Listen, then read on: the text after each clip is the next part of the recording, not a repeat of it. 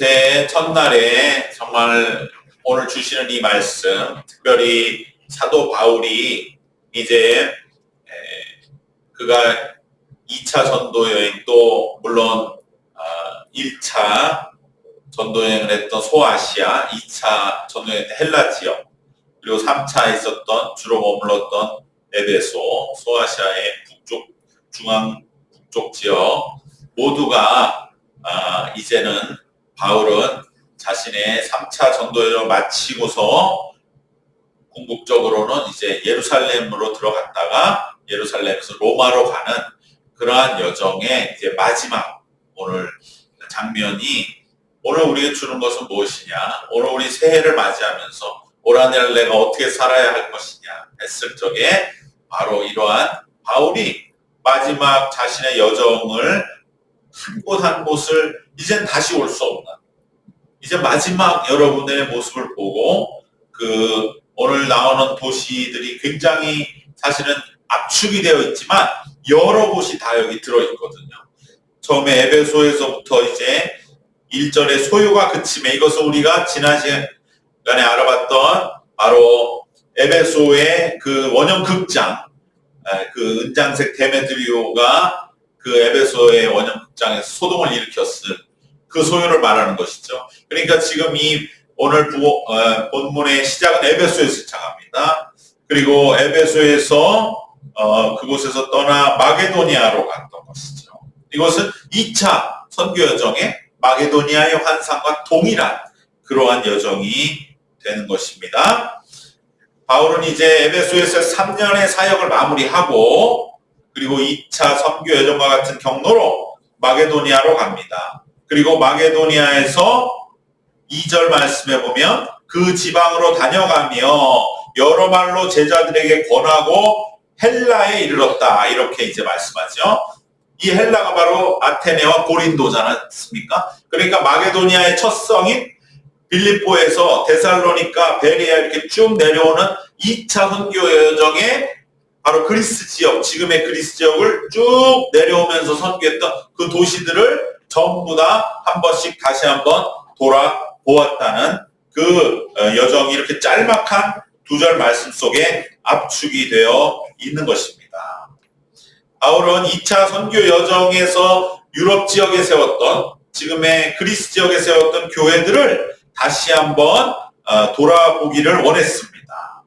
왜냐하면 그 교회를 바울이 어렵사리 빌립보에서 감옥에도 갇히고 또 아테네에서, 고린도에서 많은 그러한 핍박을 받으면서 세웠던 그 교회들을 바울은 다시 한번 가서 그 교회의 그러한 선교와 교회 상황들을 한 번 더 격려해주고 위로해주고, 또 바울이 그 교회에 다시 한번 방문했을 때 교회들 얼마나 큰 힘을 얻었겠습니까? 바울이 세운 교회를 우리가 이렇게 열심히 지금 섬기며 세워나가고 있는데 얼마나 힘이 됐겠습니까? 바로 바울도 이것에 마음이 쓰여서 그런 이 2차 선교 여정의 지역들을 다시 한번 돌아보는 것입니다. 이처럼 우리들도 한 번 맺은 교우들과의 관계를 지속적으로 계속적으로 이어서 교제해 나가는 것이 중요한 줄로 믿습니다. 바울은 오늘 그 모범을 우리에게 보여주고 있는 것입니다.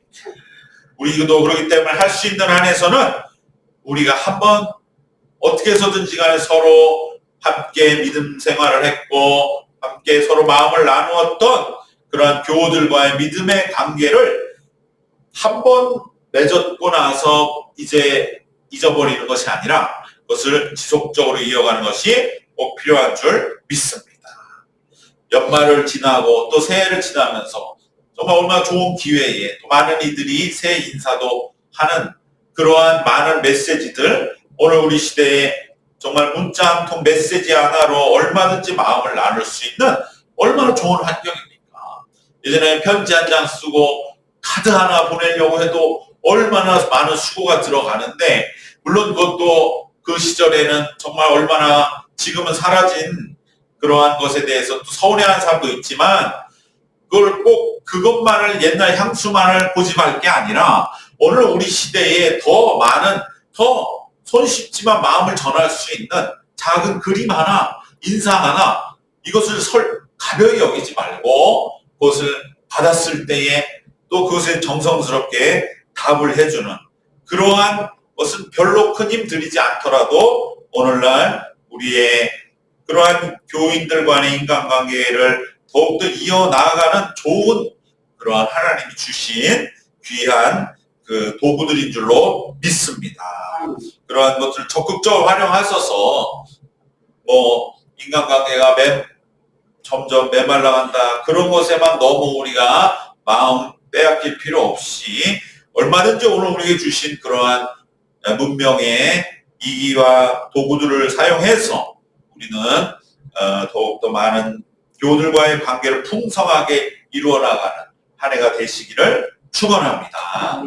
저한테도 특별히 오랜만에 오는 그러한 분들 참 연세 차이도 있지만 얼마나 좋은 기회. 그럴 때 그래도 마음이 담긴 답장을 서로 보냄으로써 그 마음을 서로 나눌 수 있고 그러다가 또 우연하게 만나면 그러한 일들을 통했을 적에는 훨씬 더 수월하죠. 그러나 그러한 것이 자꾸 희미해지면 오랜만에 만나도 정말로 특별한 말 하기도 어렵고 뒷머리만 극적이다가 인사만 하고 마는 그러한 것보다는 그래도 우리가 서로 할 수 있는 안에서는 작은 것 하나도 놓치지 말고 마음을 나누는 그러한 모습.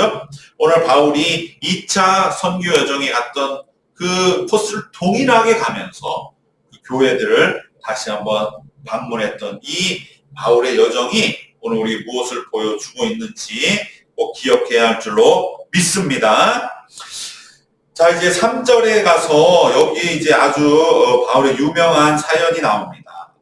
바울에게 이제 암살자들이 붙는, 그래서 바울이 이 코스를 변경하는 그러한 일이 일어나는 것이죠. 그것이 바로 유명한 3절의 말씀입니다. 거기 석 달 동안 있다가, 즉 헬라에 석 달 동안 있었는데 이것은 아마도 헬라의 마지막 도시였던 고린도를 말하는 것이다. 왜냐하면 이 그리스 쭉 내려오면 맨 마지막에 있는데 고린도라는 도시거든요. 그리스에서. 그러면 이 고린도에서 이제 바다거든요. 바다면 거기서 배를 타고 어디로 가느냐? 바로 예루살렘이 가까운 그러한 수리아라는 곳. 예루살렘으로 들어가는 관문이 되는 항구가 있는 수리아로 고린도에서 바로 빠지면 이제 예루살렘으로 가는 겁니다. 그런데 그 배를 타지 마라.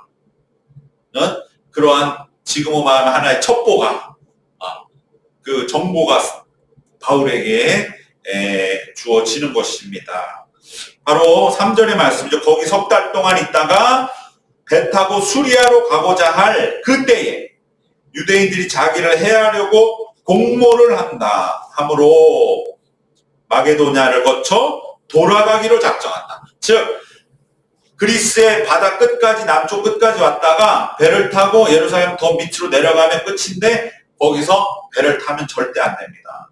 항구에서부터 지금 당신을 노리고 있어서 당신 배를 타는 순간 유대인들이 그 배를 같이 타서 며칠 몇 날을 그 배가 항해하는 그때에 그 배 안에서 쥐두새도 모르게 당신을 죽여서 바다에 던진다는 그러한 아주 확실한 정보가 있습니다. 그래서 바울은 그 길을 포기하고 다시 북쪽으로 배를 타지 않고 육로로 올라가기로 한 것이 바로 3절에 보면 공모함으로 마게도니아를 거쳐 돌아가기로 작정했다. 이 말씀이죠. 그러니까 마게도니아는 그리스의 북쪽이거든요.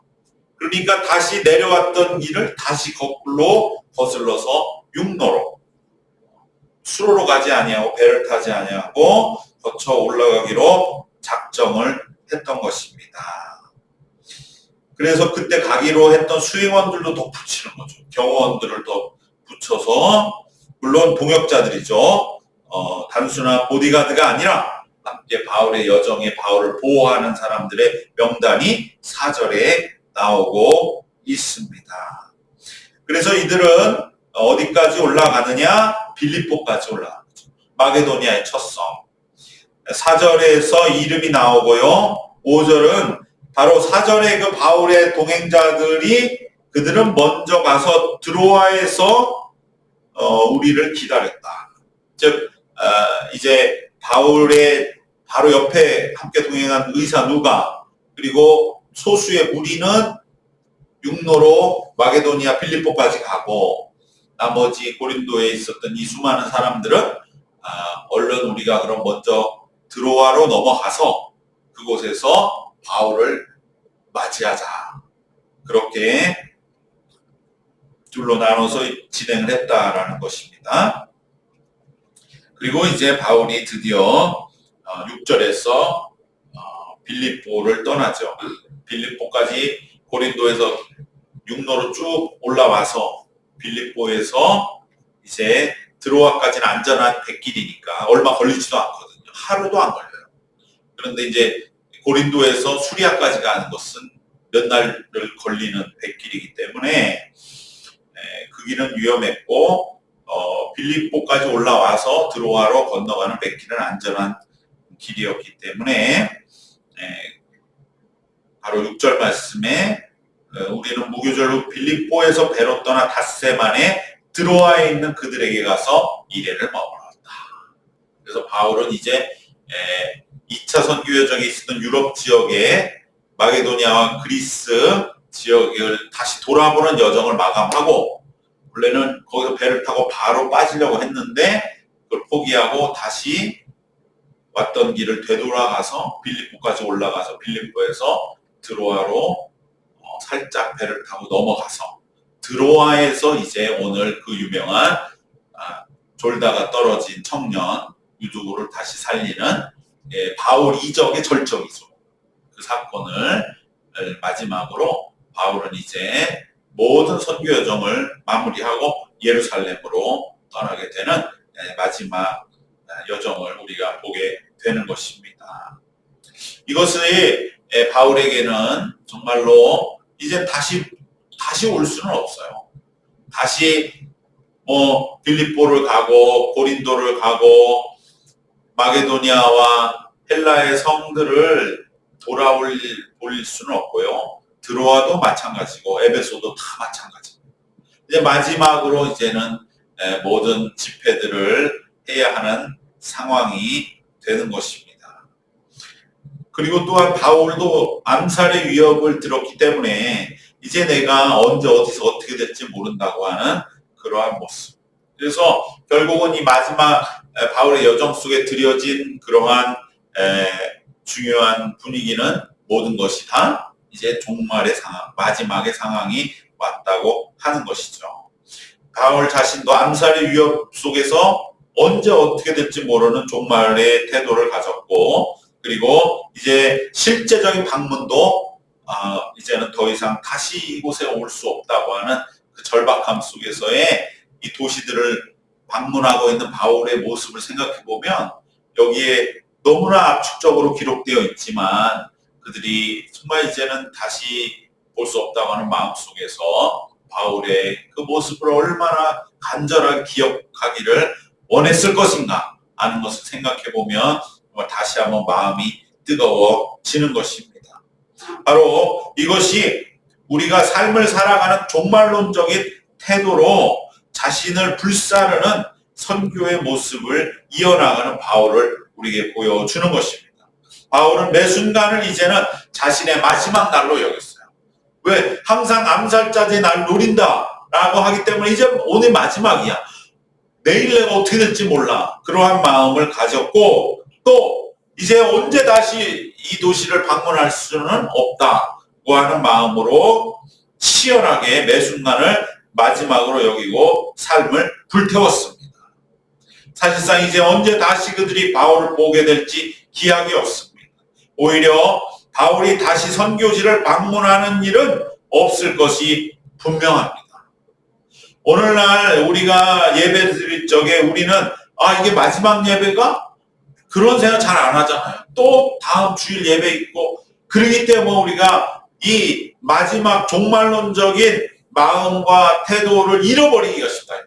그러나 정말 우리가 이 바울이 마지막 이 간 도시마다 그 사람들은 이제 다시 볼 수 없어요. 또 바울은 언제 어떻게 될지 몰라요. 그러한 서로의 마음들 속에 드리는 예배는 정말 우리가 생각할 때는 그냥 다음 주에 또 예배 드리고 또 예배 드리고 그런 거와는 차원이 다른 그러한 분명한 뜨거움과 열정, 정말 그 안에서 살아있는 깨어있는 마음으로 결단하는 그러한 예배가 되었던 것입니다. 그렇기 때문에 바울은 전심을 다해 방문하는 모든 도시마다 열정적으로 말씀을 전하고 복음을 선포하고 그들을 위해 기도하였습니다. 정말 그 교회들마다 바울이 마지막 축복으로 정말 하나님 앞에 의탁하면서 기도할 때 얼마나 그들의 마음 뜨거워졌겠습니까? 바로 이것이 우리 믿는 자가 사실은 매일매일 잃어버리지 말아야 할 삶의 태도인 줄 믿습니다. 그것은 바로 종말론적인 삶의 태도인 것이죠. 내가 오늘이 내 삶의 마지막 날이다. 왜? 우리는 모든 게 하나님의 손에 맡겨져 있기 때문에 내가 오늘 이 순간이 나의 마지막이 되는 것이고 또 이 순간은 다시 지나가면 오지 않기 때문에 우리는 매일매일마다 매 순간을 종말론적인 태도를 가지고 신앙생활을 하는 그러한 믿음이 다시 한번 우리 속에서 회복되어야 할 줄로 믿습니다. 그래서 올 한 해 오늘 첫날을 맞이해서 올 한 해 내가 정말로 매일이 내 일생의 마지막 날이라는 그런 마음가짐을 가지고 살아야겠다고 결단하시고 힘닿는 대로 내가 실행하겠다는 그러한 한 해가 되시기를 주님의 이름으로 축원합니다. 물론 이것이 나를 삶을 굉장히 막 안 그래도 힘겹게 몰아가는 그러한 느낌을 받을 수 있지만 그런 것은 아니에요. 그런 것은 아니고 오히려 내가 그저 하루하루 살아가면서 너무나 그저 매일매일 어떠한 것에 묻혀서 살아가지 않는다. 그냥 하루하루 또 반복되는 것으로 여기는 그러한 삶을 살고 있지 않은가 하는 처절한 회개 속에서 하나님 내 하루하루가 내게 주신 마지막 날이요. 내가 이 사람하고 오늘 만나도 그 다음에 어떻게 될지 모른다고 하는 그러한 마음을 가지고 진정으로 행동하고 함께 마음을 나누고 말씀을 함께 나눌 수 있도록 하나님 올 한 해를 지켜 주시옵소서. 매일매일 깨어있게 하여 주시옵소서. 결단하는 우리가 되어야 할 줄로 믿습니다. 바울의 이러한 종말론적인 그러한 모습, 그것을 우리는 꼭 기억하면서 올 한 해가 정말 우리들도 그러한 하루하루의 삶을 진정을 하나님 앞에 드리는 그러한 한 해가 되시기를 바랍니다. 마지막으로 이들이 이제 드로아에 도착을 해서 드로아에서의 놀라운 역사를 맞이하게 되는 그 장면이 바로 말씀을 전하는 그 순간에 이 한 청년이라는 유두고라고 하는 청년이 그만 죽었는데 그를 바울이 죽지 않았다. 그는 살아있다. 라고 다시 이렇게 삶을 선포하는 그러한 놀라운 역사가 일어나게 되었습니다. 사실 이것은요, 바울의 제일 큰 이적이죠. 우리가 가장 큰 이적은 뭡니까? 병 고치고 뭐 어디에 귀신이 나가고 이건 다 살아있는 사람을 고치는 이적 아닙니까? 그러나 죽은 자를 살리는 이적, 이것은 정말로 엄청난 그러한 이적 중의 이적이요, 이적의 절정이 되는 것인데 예수님은 나사로를 살리셨고 베드로도 마찬가지로 그가 요바에 있을 적에 도르가라고 하는 여인, 정말 그 여인을 다시 살리는 그러한 역사를 일으켰고 사도 바울에게도 유두고라고 하는 이 청년을 다시 죽음으로부터 삶으로 선포하는 역사를 일으키게 된 것입니다. 이것은 우리에게 상징적인 의미가 아주 큰 것입니다. 유두고라고 하는 청년은 당시에 그 이름이 노예의 이름이 가장 많았다는 것이죠. 그래서 그도 아마 노예의 한 사람이었을 것이다 라는 것이 많은 주석가들의 해석입니다. 그렇기 때문에 그는 너무나 하루가 피곤했고 하루 종일 종로로 다다가 이제 밤에 자유시간이 주어져서 그는 바울의 그 교회 집회에 참여한 것입니다. 믿음을 따라서. 그러한 험한 환경에서도 열정적으로 예배에 참여했습니다. 그랬을 적에 그가 정말로 그 피곤함 속에서도 졸음을 쫓아가며 예배를 드리고자 했던 그 열정, 그것은 너무나 오늘날 우리에게도 꼭 갈급하게 회복되어야 할 것인 줄로 믿습니다. 바울은 여기에서 특별히 예배가 길어졌다고 기록하고 있죠. 말씀을 전하는데 밤중까지 전하고 말씀이 길어졌다, 이러한 말씀도 거듭해서 나오고 있고 날이 새기까지 말씀을 전했다는 것이죠. 왜 그랬겠습니까? 바로 방금 전에 말씀드린 이제 마지막이니까 내가 정말로 다시는 볼 수 없다고 하는 그 마음 속에서 말씀을 전하다 보니까 그냥 말씀 계속 길어지는 거고, 듣는 자들도 이제 다시 바울을 볼 수 없다, 그러니까 긴 게 문제가 되는 게 아닌 것이죠. 그러한 정말 예배의 뜨거운 열정, 오늘날 우리의 예배에 비하면 너무나 정말로 우리들이 본받을 것이 많고 회복해야 할 것이 많은 것입니다. 그리고 3층에 있었기 때문에 3층이 가장 높은 층이었는데 그곳에 오랫동안 등불을 많이 켰다. 8절 말씀에 있는 것처럼 우리가 뭐 윗다락에 등불을 많이 켰는데 라고 하면서 밤새 그곳에서 예배를 드리며 등불을 많이 켜니까 그 연기가 전부 위로 올라가서 가장 높은 3층에 있던 그 노예로서 정말로 가장 또 후미진 자리에 있었을 그 유두고의 그 졸음을 이기려는 노력도 그 매연이 계속 들어오고 하니까 그만 견디지를 못하고 그곳에서 떨어지고 말았을 적에 정말 그의 그 마음의 열정, 하나님의 예배 자리를 지키며 자신의 육신의 한계를 이기고자 했던 그 유두고를 하나님은 결코 죽음에 내어두지 않으셨습니다. 사도 바울은 죽은 자를 다시 살렸습니다.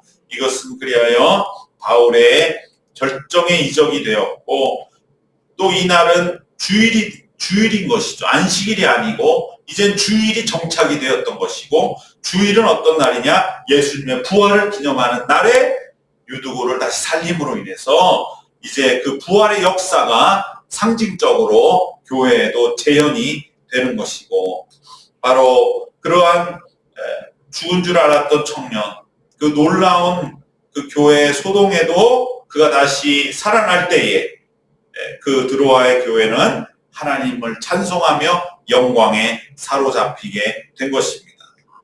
바울은 그에게 아주 몸을 가까이 해서 그가 살아있다는 것을 확인하는 그런 모습은 열왕기상 17장 21절에 있는 선지자 엘리야가 사르밧 과부 그 기근이 들었을 때 자신이 삶을 의지했던 사르밧 과부의 아들이 죽었을 적에 엘리야가 그의 몸에 완전히 몸을 붙여서 그를 다시 살리는 그 장면과 너무나 동일하고 방불하다는 것이죠.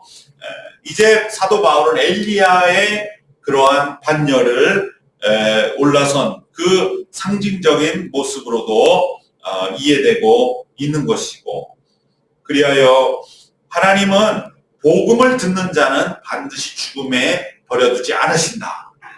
복음을 듣는 자, 예배 안에 있는 자, 복음을 듣기 애쓰는 자는 반드시 죽지 않고 부활한다고 하는 징표로 이제 바울은 정말 어떻게 보면은 이 선교사의 모든 여정을 마감하는 그 순간에 최고의 그러한 역사가 일어남으로 인해서 하나님은 그 바울의 모든 수고를 영광으로 부어주시는 그러한 놀라운 은혜가 일어난 것이 바로 이 드로아인 줄로 믿습니다. 오늘 말씀 세 가지로 결론을 맺겠습니다. 바울이 2차 선교 여정의 모든 도시들을 돌아본 것처럼 우리들도 교인들과의 한번 맺은 관계를 꼭 지속적으로 이어나가자. 지속적으로 우리가 관리하고 관심으로 교제해 나가야 할 줄로 믿습니다. 두 번째로 사도 바울은 이제 암살의 위험과 다시는 만날 수 없다고 하는 그러한 마지막 이 분위기 속에서 하루하루 매 순간을 정말로 종말론적인 삶으로, 이것이 이제 마지막이라는 것을 늘 마음속에 새기며 살음으로 인하여 그의 선교는 다시 마지막까지 뜨겁게 불타올랐던 것을 기억하면서 올 한 해 우리도 하루하루씩을 불태우는 그러한 종말론적인 삶을 살기를 결단해야 할 줄로 믿습니다. 마지막으로 그러한 모습으로 사역들을 쭉 이어오던 바울이 이제 드로아에서 정말로 밤이 새도록 한 말씀이라도 더 이제 다시 올 수 없는, 다시 볼 수 없는 그러한 드로아의 그 교우들의 갈급함에 말씀을 전하다가 그곳에서 그만 가장 가난하고 가장 비천한 그 마음으로 말씀을 듣던 그 청년이 떨어져 죽는 그 비참하고 어떻게 보면 비운의 사건을 다시 살림으로 인해서 오히려 놀라운 영광이, 놀라운 하나님의 역사가 나타나는, 이제까지 바울이 정말로 많은 병자도 고치고 옥문도 열고 그에게서 또 수건도 가져가서 그 수건을 덮어서 병자도 낫는 그러한 정도의 많은 이적이 일어났지만 죽었던 줄 알았던 죽은 자도 다시 살아나게 하는 그러한 이적을 하나님은 마지막 바울에게 영광스럽게 부어주신 것을 우리가 기억하면서 복음 안에 있으면 죽은 자도 살아난다. 올 한 해 우리가 정말 하나님의 말씀 안에서 나의 모든 죽음은 다시 살아나고 부활하고 그래야 해서 영광으로 기억되시기를 주님의 이름으로 축원합니다. 기도하겠습니다. 주님 은혜와 사랑을 감사드립니다. 사도 바울의 이 마지막 여정들을 볼 적에 정말 그가 하루하루 삶을 불태워가는 그 모습이 올 한 해를 시작하는, 올 한 해를 결단하는 우리의 또한 주님 앞에서의 분명한 약속이 되게 하여 주시옵소서. 그래야 해서 주님 우리들도 우리 이웃들 한번 맺은 교우들을 돌아보기를 더욱더 날마다 풍성하게 하시고 또한 그러기 위하여 더욱더 우리가 열과 성을 다할 때에 하루하루 깨어있는 그러한 종말론적인 삶을 살아가게 하여 주시옵시고 그러할 때에 하나님 놀라운 하나님의 역사가 우리에게도 현실이 되어서 그 연약한 청년, 그 정말 말씀에 사모하던 그를 죽은 줄 알았던 그 비통한 죽음이 다시 생명으로 부활로 변화되는 역사가 우리의 삶에도 우리 자신뿐 아니라 우리 이웃들에게 일어나도록 우리 하나님께서 지키시고 은혜 베풀어 주시옵소서. 하나님 함께 하실 줄로 믿사옵고 우리 주 예수 그리스도의 이름으로 기도드리옵나이다. 아멘.